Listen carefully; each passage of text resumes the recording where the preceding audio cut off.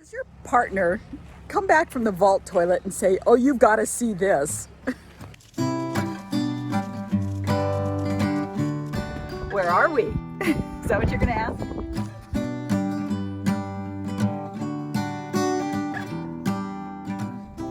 We gave ourselves 4 days to travel the 1,200 miles from my brother Dave's place in Spokane to where my oldest brother Richard was trying out a work camping experience in the San Juan Mountains of Colorado. There is way too much to explore along the route, but we made notes for the next time we visit. For example, the 50-mile Bitterroot bike trail that runs from Missoula to Hamilton, Montana. But for our unplanned travel, I was focused on finding a place to camp when it seemed like everybody and his brother was doing the same.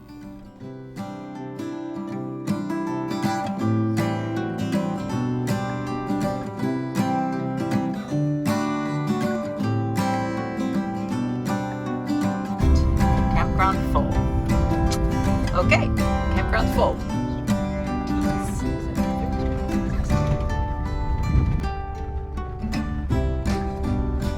We're at the Angler's Roost RV Park. We thought we had a great dispersed camping spot in the Bitterroot National Forest, but the refrigerator is not, well, we're not getting propane to any of our appliances again, so we had to come and find hookups. But this is okay. It wasn't too expensive. It was $27.50 with the AAA discount. And so at least our refrigerator will be at 45 instead of its 55? Yeah, instead of 55. Even with a big driving day ahead of us, we couldn't resist diverting off our route to check out the Big Hole National Battlefield, where in 1877, U.S. troops surprised a sleeping encampment of Nimipu, or Nez Perce Native Americans, resulting in the death of 90 Indians, mostly women and children, and 30 soldiers and civilians.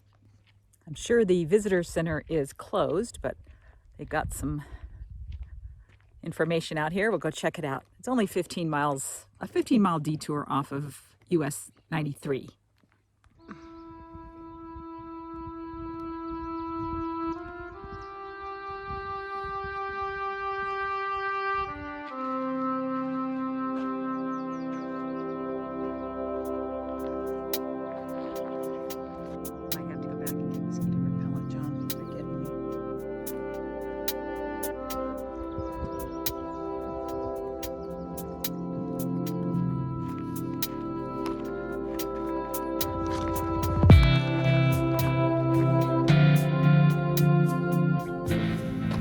You know, what's interesting, John, is this battle took place when my grandfather was 3 years old.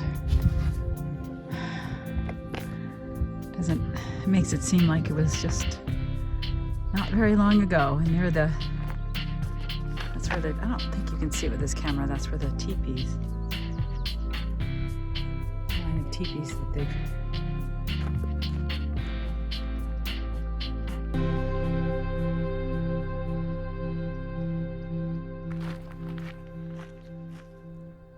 Back on the road again, we needed to get some more miles under our tires. But first, a lunch break at a nice rest stop on the Salmon River. Does your partner come back from the vault toilet and say, "Oh, you've got to see this"? At least he's going to open the door for me. Oh my gosh! Oh yeah! Wow! That's cool! There's even one back here. Okay, that was worth it. Doesn't mean I have to use it though. That's neat. So this couple donated the land for this little rest area. That's really neat. And this, of course, is right next to the Salmon River where we just had a really nice lunch. Now headed toward wherever we're going. Craters of the Moon. Duck in here.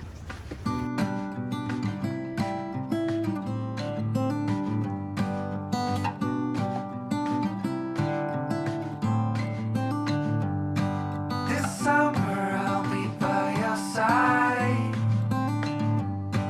I wonder that you can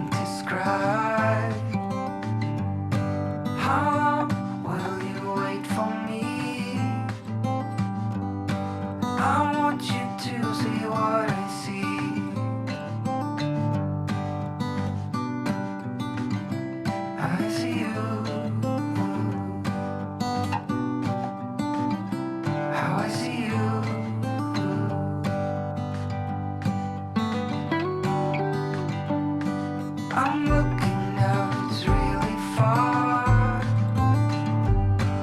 I felt a tingle in my heart. The sun has set, the stars will appear. In many ways it's great up here. Somehow life goes on. The stars we know are gone. In this lonely place, Nice enough. I still Arrive see at 3794 US 93. When it comes to RV travel, you can't let anything get you down, right, John? Correct. Don't let things slow you up, like your propane system not working. So today we were, let's see, we're on Highway 93. This actually happened earlier. 93 through Montana and Idaho. We're at an RV park called Moose Crossing RV Park.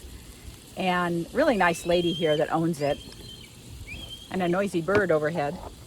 But the reason we're at an RV park and the reason we were at one last night is because we cannot get any propane to any of our appliances in the van.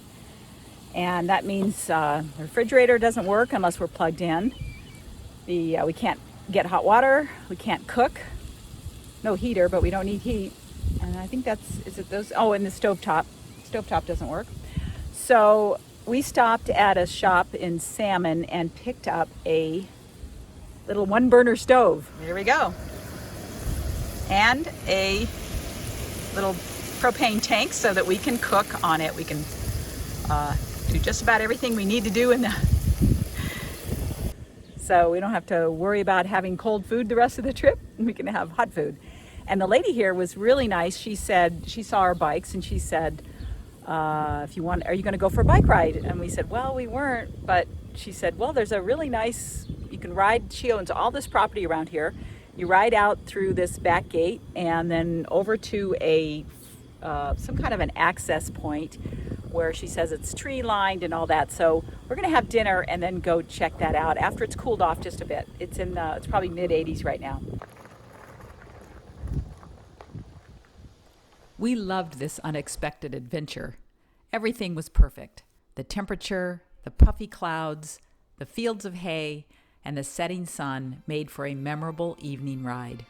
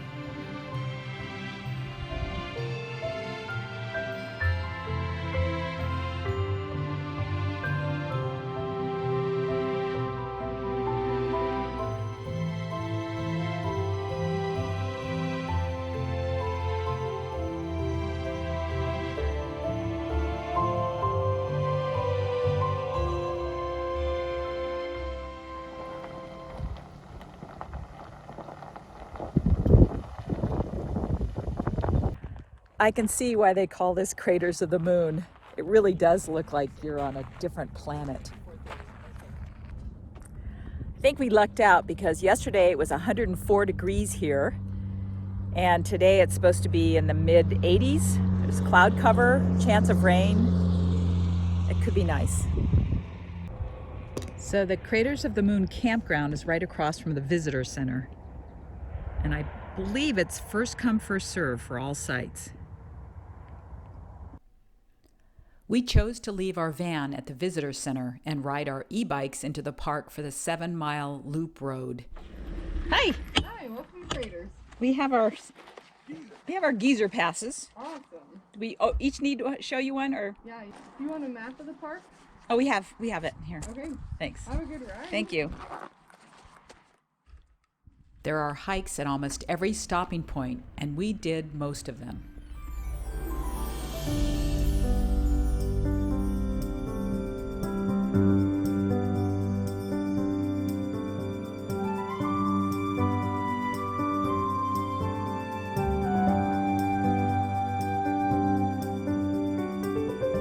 This is called the Devil's Orchards Trail.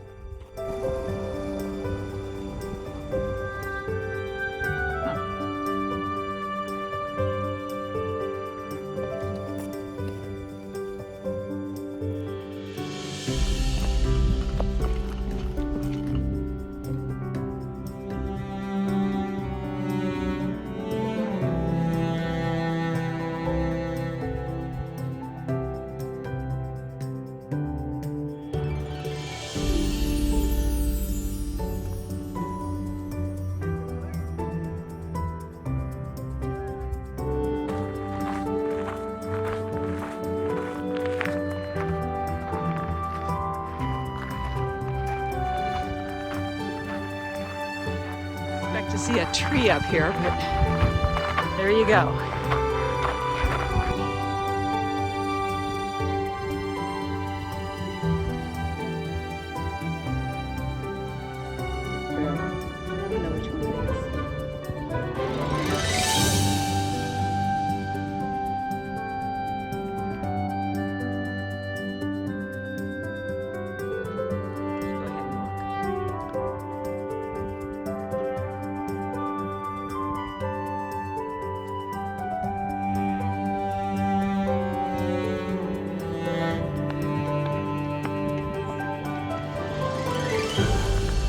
It's a hole.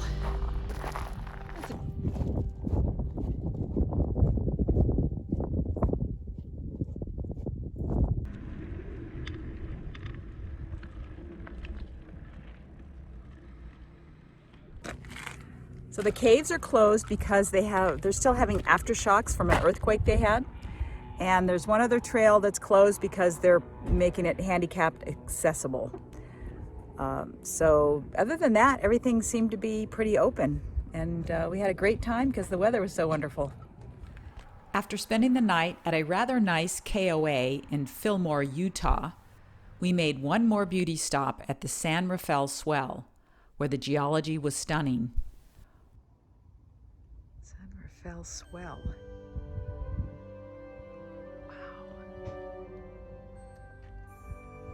For the past 4 days, we had driven through just a sampling of the beauty of a continent that continues to give me goosebumps.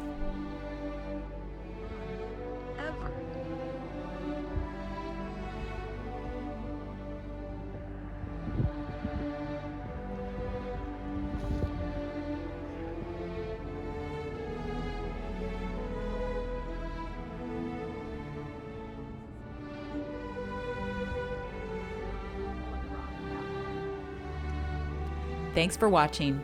We'll see you next week.